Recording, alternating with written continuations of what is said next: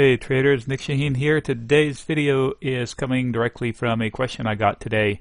The question was, what's the difference between a spread, basically a vertical spread, and a debit vertical spread, and a butterfly? So the question was specific to puts, but it's the same on the call side as well. So I'm going to use a legitimate example here.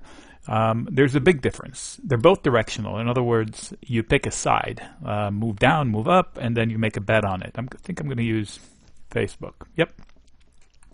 All right, so I see a tight range in Facebook, and breaking either sides of these will carry. So if they break above this line, which is 137.3, they will carry to the next level of that I see is about 143, where they would probably start getting out some resistance through 145. Conversely, if they lose this recent low, they will probably set a new low below this one too.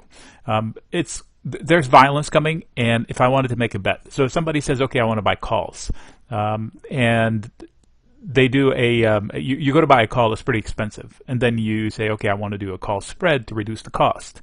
The offset of that is that you also reduce the profit potential. If I buy a call and Facebook goes to 1 million, I keep profiting for as long as it's rising.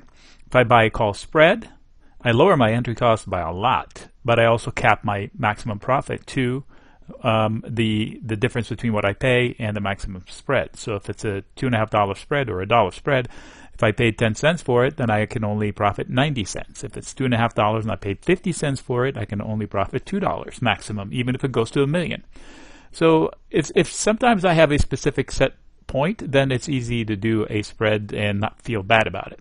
Now there's another kind of spread, which is a let me see here if I can draw it, which is a butterfly. So usually if I wanted to target this zone, okay, it's going to go through here, I buy a call. That's pretty expensive. I'm going to put a plus for buying, okay, 1. And if I wanted to do a spread that's between this here and that here, whatever that number is, I'm going to say 142.5 and 145. I'm just making up those numbers. Then I sell a call. Now I'm in a debit call spread because this one is more expensive than that. So I would get some money in from that, but not as much as this one. So the net effect of this is an outlay out of pocket. Say 50 cents. Maximum I can profit is $2 if price goes through both, okay, before time ticks away. Now the butterfly is similar, where I buy one, okay, I'm buying one, and instead of selling 1, I sell 2. So, but now I'm short too much, right? So I buy another one behind it. Okay, so plus 1. So plus 1 minus 2 plus 1. The net effect is still a negative $1 out of my pocket, but minimal compared to this one. This is leveraged like 10 times. So if I hit it perfectly, I'll make 10 times my money. Rarely have I ever hit it perfectly. So they're both directional bets. I want price to go up. This one, I want price to go up as fast as possible, as high as possible. This one, no.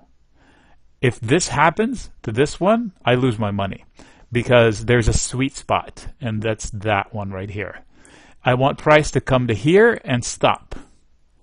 This way I get the most out of it, because as it starts going behind it, diminishing returns kick in because I'm short 2 here, right? So I want time to tick away so these die quickly and perfectly hit it. It's basically a thread the needle trade. I don't do these often, so when do I not do these? I can tell you this. I definitely do not do these kinds when it's a thread the needle, when there's an event, earnings, for example. Because like if I did this to CRM today, I would lose money, even if I bet on calls, because it went up to 138. So chances are this would have been lower and would have blown out. This one would have given me maximum profits. So I had a call on CRM today, and mine was a call diagonal, so I had maximum profit. It was great. But this one would have been a complete disappointment. So on earnings, for example, I do not do these. It's a thread the needle. And when I do it, I sometimes break it. So I make this distance a little bigger than that. So it's not a perfect, I think they call them broken wings, I'm not sure. It's not a perfect butterfly, but it's better. It gives me a bigger eye than the perfect hit of one level. Okay, so the difference is they're both directional. I want price to go up or down. Depends on where I take. Calls or puts. These are calls. A debit call spread, I buy one, I sell one. Net effect, negative out of my pocket. That's maximum loss. Maximum profit is if it goes through both legs. Same concept here. Directional on the call fly, but I want it to hit a perfect level. Nobody's perfect. These are difficult. But usually if I do them out in time and I get a move towards it, I can get out halfway and get 3 times my money. And the good thing is I'm only risking a little bit. Usually it's minimal cost for a lot of bank. So if you have any more questions about these, message me. But they're both good ways of playing a lottery ticket, basically. This one is a little more scientific than that one.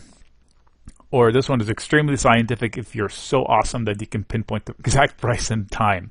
These are difficult.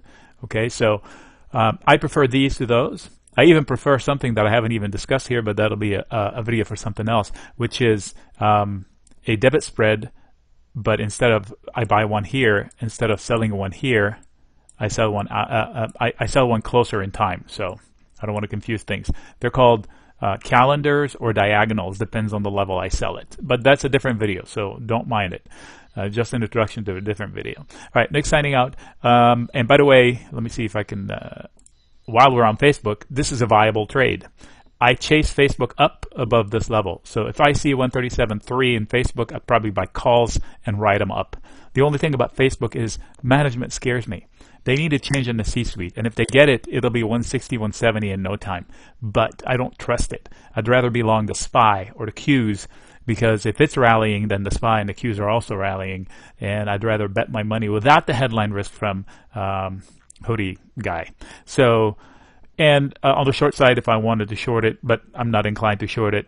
I think there is somebody shorting it at 110 or 115. That would only happen if market's correct, and if we get a headline and make it lose this level. Let me go on the daily to see this. Yeah, I mean, if I go to the weekly, then I'll probably see that. Okay, there we go.